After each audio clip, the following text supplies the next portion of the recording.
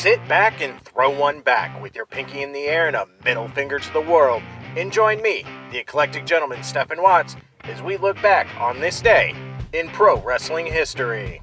But before we do, put that drink down, like, share, and subscribe, and without further ado, let's get our wrestling history on. Ladies and gentlemen, boys and girls, children of all ages, it is August 17th, and we're going to start off as we always do on a positive note. That's right, these are your pro wrestling birthdays. 1969, part of Kai and Tai and much, much more, Dick Togo. 1991, part of Ring of Honor, Jenny Rose. 1992, watch out for this alternative diva, Paige. And we're going to keep that positivity train a-rolling. That's right, these are your pro wrestling history highlights for August 17th. Jumping in the Wayback Machine and going all the way to 1927, where we see Burt Willard defeat Jack Reynolds for the World Welterweight title in Columbus, Ohio, ending Reynolds' third reign.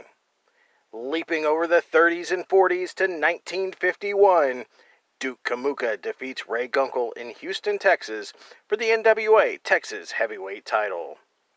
2 years later in 1953, Baron Michelle Leone defeats Danny McShane in Memphis, Tennessee to win the NWA World Junior Heavyweight title. Again, another 2-year jump to 1955, Yvonne Roberts defeats Don Leo Jonathan in Montreal, Quebec for the Montreal Athletic Commission World Heavyweight title, beginning his 15th reign. The next year in 1956, Don and Red McIntyre defeat Eddie Gossett, aka Eddie Graham, and Art Nielsen to win the Georgia NWA World Tag Team titles in Atlanta, Georgia. Sticking in 1956, Gene Kelly, aka Gene Kanitsky, defeats Pepper Gomez to win the NWA Texas Heavyweight title in Houston, Texas, ending Gomez's third reign. Leaping into the 60s, 1960, Vern Gagne and Joe Scaparello defeat Killer Kowalski and Tiny Mills for the AWA World Tag Team titles in Minneapolis, Minnesota. Continuing our groovy trip into the 60s, 1962, the Alaskan Jay York and Tarzan Tyler defeat Jerry and Nick Kozak in Houston, Texas to win the Texas NWA World Tag Team titles.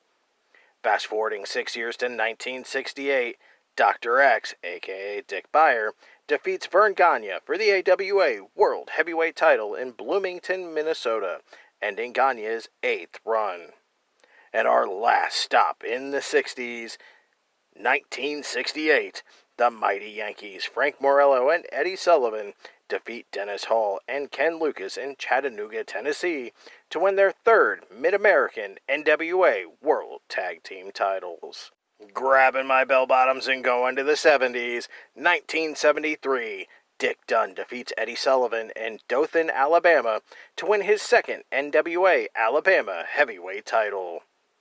5 years later in 1978, Steve Richard defeats Turo Tanaka for the New Zealand NWA British Commonwealth Heavyweight title in Auckland, New Zealand. This began and ended both men's second reigns. Grabbing my boombox and going to the 80s, 1985, Eric Embry defeats Super Medico 1 for the WWC Puerto Rico Heavyweight title, ending Medico's second reign. The next year in 1986, Nikita Koloff defeats Magnum TA in the 7th match of a best-of-7 series in Charlotte, North Carolina, to claim the vacant NWA United States Heavyweight title.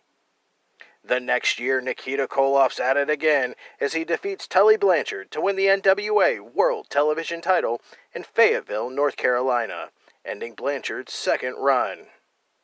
Staying in 1987, George Barnes defeats Bill Dundee for the CWA International Heavyweight title in Memphis, Tennessee, ending Dundee's second run. Grabbing my flannel and going to the decade of grunge, 1990, the Thundercats, Leon, Panthro, and Tigro defeat Los Acueros in Mexico City, Mexico, to win the Mexican National Trios title.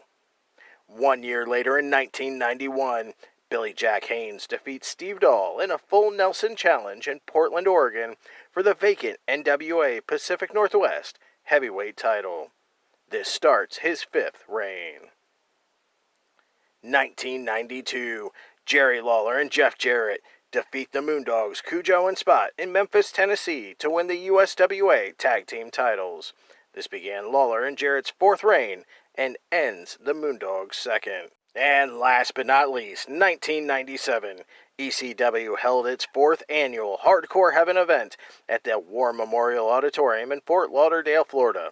This was the first edition of the show that would be on pay-per-view. Unfortunately for ECW, the production was atrocious with bad camera angles, poor lighting, and terrible sequences.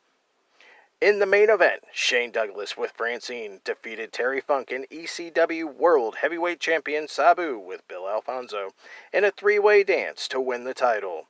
Douglas and Funk both pinned Sabu after the Sandman attacked Sabu with a ladder, and Douglas pinned Funk with a roll-up. This ended Sabu's 2nd reign and began Douglas's 3rd. Those were your short but sweet pro wrestling history highlights for August 17th.